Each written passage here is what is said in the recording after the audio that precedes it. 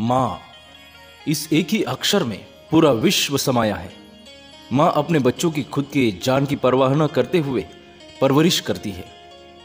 हिरकनी एक ऐसी माँ जिसने अपने लाडले बच्चों को दूध पिलाने के लिए रात के अंधेरे में रायगढ़ उतरकर घर आई।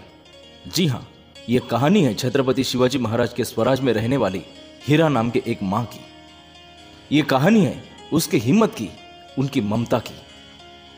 लेकिन हीरा कौन थी? उसने ऐसा क्या किया था?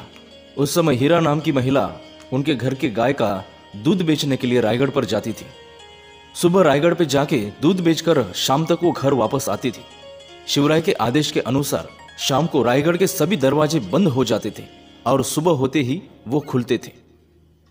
हीरा हर रोज दूध लेकर वहां पे बेचकर आती थी और अपना परिवार चलाती थी।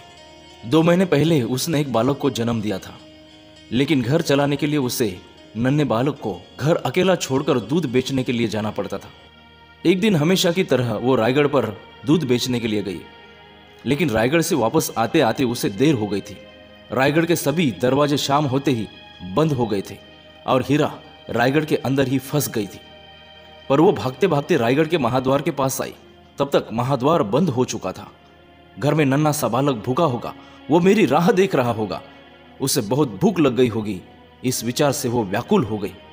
किसी भी हालत में बच्चे के पास जाना होगा। वो द्वारपालों से विनती करने लगी, मुझे जाने दो, मेरा बच्चा सुबह से भूखा है, उसके पास मुझे जाना होगा। उसके पास कोई नहीं है। अगर मैं यहाँ रात भर फंस गई तो वो भूखा मर जाएगा घर में, मुझे जाने दो। पर द्वारपालों ने उसकी बात नहीं सुनी, क्योंकि शिवराय का एक सख्त आदेश था कि किसी भी हालत में रात के समय दरवाजा खोलना नहीं। हीरा का बच्चा बहुत ही छोटा था, वो दूध के अलावा कुछ खा नहीं सकता था। यह द्वारपाल दरवाजा खोलने के लिए तैयार नहीं थे। हीरा की जान निकलती जा रही थी। उसने विचार किया कि रायगढ़ के चट्टान से ही नीचे उतरकर क्यों नहीं जा सकते, पर नीचे उतरना इतना आसान नहीं था। पर दूसरा चारा भी नहीं था उसके पास। रायगढ़ उतरते उतरते पैर फिसल गया तो मौत पक्की। लेकिन बच्चा तो भूखा है, वो रो रहा है, और अगर उसको टाइम पर दूध नहीं मिला तो वो मर भी सकता है। यह दृश्य उसके आंखों के सामने हटने के लिए तैयार ही नहीं था। उसने तय किया, रायगढ़ के पीछे की चट्टान उतरकर अपने घर जाऊंगी। रात काफी हो चुकी थी, फिर भी उसने हिम्मत लगाई और बड़े सांप, बिच्छू, जंगली जानवर, इसकी परवाह न करते हुए हीरा रात के समय, रात के अंधेरे में रायगढ़ का वो चट्टान उतरने लगी।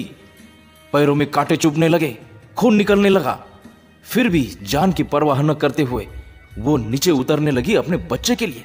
कड़ी मेहनत से, कड़ी हिम्मत से वो सुरक्षित नीचे उतर भी गई। वो अपने घर पहुंची। बच्चा जोर जोर से रो रहा था।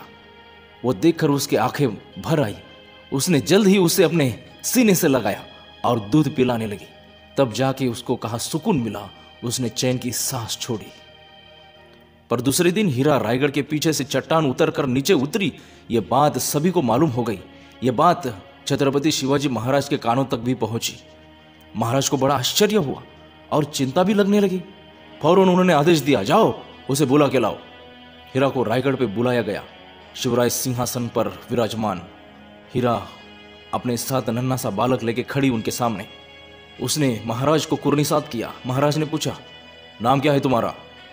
जी, हीरा, हिरकनी। रायगढ़वाड़ी मेरा गांव है महाराज। मेरा पति आपके ही स्वराज में आपकी सेवा में है। महाराज ने कठोरतापूर्ण कहा, मालूम है हमें। सूर्यास्त के बाद रायगढ़ के दरवाजे बंद होते हैं और नीचे उतरना भी मना है।